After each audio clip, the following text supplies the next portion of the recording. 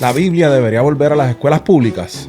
Debemos ver la Biblia como herramientas educativas para recuperar valores perdidos. Introducir la Biblia en las escuelas públicas es una forma de adoctrinamiento. Hacer esto promueve la diversidad cultural o fuerza ideas de nacionalismo religioso y exclusión. ¿Qué tan finita es la línea entre enseñar historia y predicar la religión? Los cristianos deben estar a favor o en contra de que la Biblia vuelva a las escuelas públicas. De esto y más vamos a hablar aquí en La Teología de la Calle. What's good, amigo teólogo y teóloga? What's good, amigo teólogo y teóloga. Bienvenido, bienvenida a tu canal, La Teología de la Calle. Mi nombre es Carlos.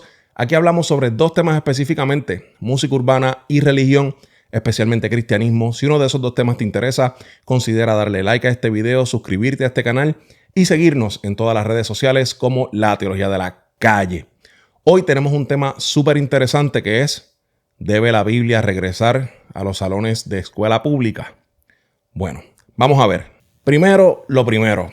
Vamos con un poco de historia porque este debate no comenzó ayer. Desde los tiempos de las 13 colonias, la Biblia era como el libro estándar en las salas de clase. Los famosos New England Primers estaban llenos de pasajes bíblicos porque en ese entonces no había duda de que la religión y la educación caminaban de la mano. Ese era el texto que utilizaban para enseñar a leer, a escribir y además impartir valores. Pero todo esto cambió cuando en el siglo XIX llegaron las oleadas de inmigrantes, especialmente de católicos y judíos. Esto trajo tensiones en las escuelas públicas. La Biblia que usaban era una versión protestante y esto lo que hizo fue traer preguntas sobre si excluía a otras religiones. El golpe final llegó en 1963 con el caso de Abington versus Champ. La Corte Suprema dijo que las lecturas bíblicas devocionales violaban la primera enmienda y que el Estado no podía imponer prácticas religiosas. Y desde ese momento, la Biblia entonces fue relegada a un lugar más académico dentro de los salones de clases. Ahora, ¿por qué hay gente que quiere que la Biblia vuelva a las escuelas públicas? Los defensores de esta propuesta dicen que el primer beneficio de que la Biblia sea enseñada en las escuelas públicas del país es que su enseñanza trae principios que todos necesitamos, ya sea amar al prójimo, respetar a los demás y ser honestos. En un mundo con tanto bullying y falta de empatía, algunos creen que la Biblia puede marcar una diferencia en las escuelas públicas. Lo segundo es que la Biblia es una enciclopedia de referencias culturales. ¿Cómo entiendes obras como las de Shakespeare o los discursos de Martin Luther King Jr. sin saber de dónde vienen esas ideas? Por lo tanto, los promotores de que la Biblia vuelvan a las escuelas públicas sugieren enseñar la Biblia para que los estudiantes puedan entender los clásicos antes mencionados. Lo tercero que afirman quienes quieren que la Biblia vuelva a enseñarse en las escuelas públicas y que se ponga en display los 10 mandamientos en cada salón de clases es que analizar la Biblia como literatura entrena la mente para desarmar textos complejos. Es como un tipo de ejercicio de pensamiento crítico. También, enseñar la Biblia no tiene que ser para adoctrinar, sino que puede ser una forma de educar sobre la influencia judío-cristiana, igual que se estudian otras religiones dentro del salón de clases. Y por último, muchos documentos fundacionales de los Estados Unidos tienen raíces en ideas bíblicas.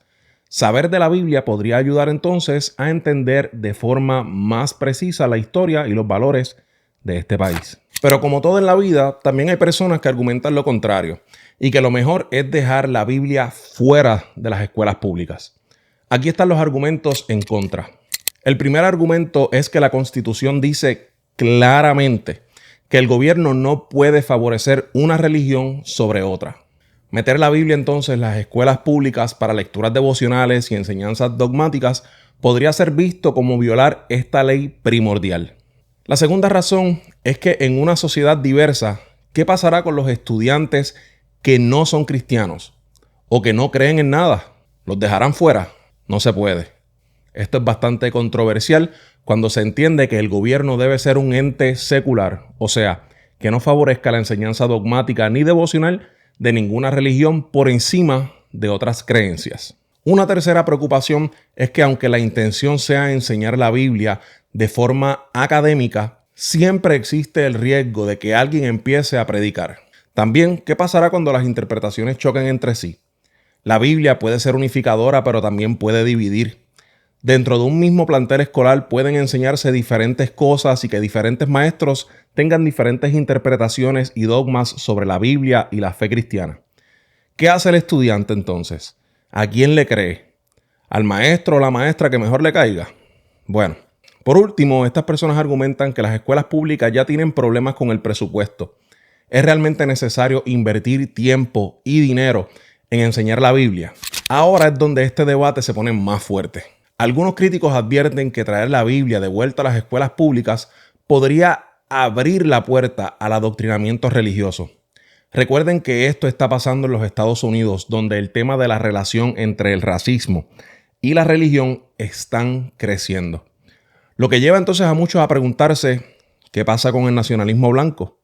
Así que tenemos que hablar de esta conexión. Históricamente, el uso de la Biblia en espacios públicos, como lo ha sido en las escuelas en el pasado, ha sido utilizada por algunos movimientos para reforzar una idea de superioridad cultural o religiosa.